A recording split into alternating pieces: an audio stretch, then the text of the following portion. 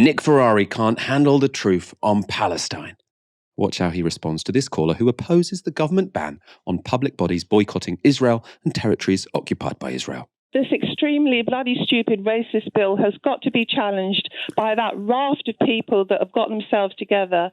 This is absolutely disgusting, and what I'm really annoyed about it is fundamentally undemocratic. The current government cannot bind the hands of future governments ad infinitum. It's wrong. And you keep saying that the BDS is to boycott Israel. From my understanding, they only boycott goods from the illegal settlements, which contravene international law. And they also do not wish to deal with companies that support the illegal settlements. It's not a ban on Israel per se. You keep mischaracterizing the functions of BDS. Why should a university effectively have its own foreign policy? We all have a fundamental right to support international law.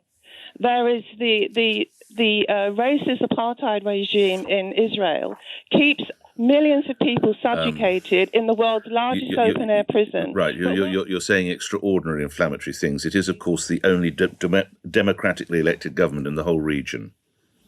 It's like South Africa. No. You see, now you are starting to deliberately cause offence. So that's a yellow card. Please bear in mind the language that you're using here. No, just listen to me, Nick, and stop talking over me. Well, if you continue to make inflammatory remarks, what you don't think you realise, Claire, is no one's hearing you because I have a control here. So I have to. I want to hear your robust views, but I have to obviously have an ear for people who are listening and are getting offended. So back to the points you want to make, please.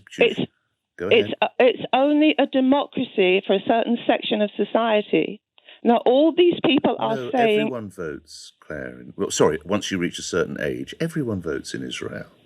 It's only a democracy. The democratic rules are not applied universally. But my salient point is this, that it's undemocratic for a current government to tie the hands of future governments. It is a fundamental human right for a university, for anybody to say we will not get involved in anything which breaks international law. So according to Nick Ferrari, calling Israel a racist and apartheid regime is extraordinarily inflammatory. And if you compare it to South Africa, you get a yellow card. Like, how patronising can you get? You get subjected to his mute button. He seemed like he felt very powerful there. Don't you know I can mute you if you say anything I find offensive, or which I assume someone in the audience might find offensive? Well, perhaps Nick Ferrari should read the reports by Amnesty International, by Human Rights Watch, or by the Israeli NGO B'Tselem, who have all judged that Israel is indeed an apartheid regime. Now, this is how Amnesty introduced their report on the issue. Amnesty International's new investigation shows that Israel imposes a system of oppression and domination against Palestinians across all areas under its control, in Israel and the occupied Palestinian territories, and against Palestinian refugees in order to benefit Jewish Israelis. This amounts to apartheid as prohibited in international law. Laws, policies, and practices which are intended to maintain a cruel system of control over Palestinians have left them fragmented geographically and politically, frequently impoverished, and in a constant state of fear and insecurity. Now, Amnesty also give examples of the policies and practices that enforce this system of control. Severe movement restrictions in the West Bank enforced through a network of checkpoints and road closures. This is combined with a permit system which forces Palestinians who wish to visit other areas of the occupied Palestinian territories to seek the Israeli military's permission. Superior nationality status for Jewish citizens of Israel that is distinct from citizenship and the basis for different treatment of Jewish and non-Jewish citizens. Palestinians are denied that status. They also say systematic denial of building permits to Palestinians in East Jerusalem is another form of this system in practice, which results in repeated home demolitions and forced evictions. The expansion of illegal settlements in East Jerusalem forces Palestinians out of their homes and confines the Palestinian population to progressively smaller enclaves. And two more examples. They said the denial of Palestinian refugees' internationally protected right to return. Israel bars displaced Palestinian families from returning to their former villages or homes in Israel and the occupied Palestinian territories in order to retain control over demographics, so to keep that Jewish majority. And then their final example, restrictions on access to land and fishing areas in the Gaza Strip, which exacerbate the socio-economic impact of Israel's illegal blockade. That's extraordinarily inflammatory from Amnesty International there. Earlier today, there was a very telling BBC interview with a former Israeli prime minister where the presenter was saying, kids are being killed. And he got very, very defensive and said, no, it's militants. These aren't 7-year-old kids. They're actually militants. It's militants.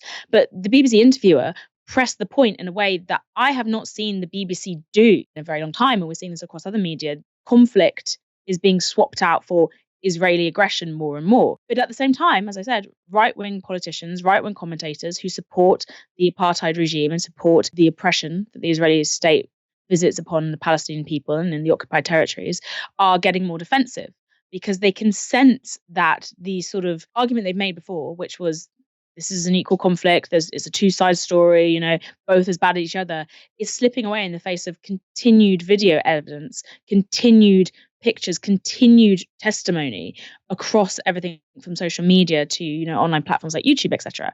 And so you get the Nick Ferraris of this world who are defending this tooth and nail, and you get things like Michael Gove's spearheaded BDS bill. However, there's been a massive backlash to it within Parliament itself, and even Labour are now opposing it. So they've proposed an amendment which actually got the bill, but over 50 Tory MPs as well have led a rebellion on this bill. And the government who are championing it have really been taken aback by how much of a backlash there is to this bill. Labour's opposition to it, sadly, is not just based in Palestinian solidarity. They're saying that's just about the human rights issue and the fact that it could be so broadly applied to other campaigns. You've got like Lisa Nandy going out being like, well, BDS is bad, but this bill is worse, which is not the line we want to take. But it's fascinating to see that there has actually been a backlash to it, that there has been opposition to it, and that there is, for the first time, I would say, in several years, what I see as a bit of a groundswell in people who feel able to stand up and say, actually, we need to stand with Palestine again.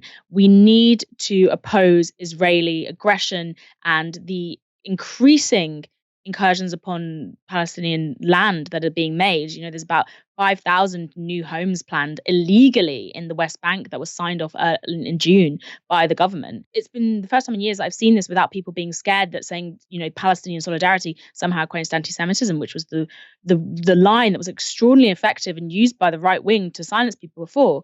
What I would say, however, is really, really depressing that it has taken this level of overt aggression, of overt violence from the Israeli state in order for people to finally feel like they can stand up and say, hang on, this is not okay. Right now we have, unfortunately, so many right-wingers within our government that something like the BDS bill might be defeated on its own terms, which is a great victory, but we will see more and more attempts to bring back that line, bring back that idea that, you can't talk about Palestinian solidarity without it being equated to anti-Semitism. The fact that it has taken this many lives lost, a government being in place that is so unequivocally far right in Israel that it cannot be denied. Only then does it seem like the media feels safe to push back against the policies and the regime that's going on there. Only now, once also the Israeli population have opposed things like, the attempt to overrule the Supreme Court and an attempt to take away their rights, does the media,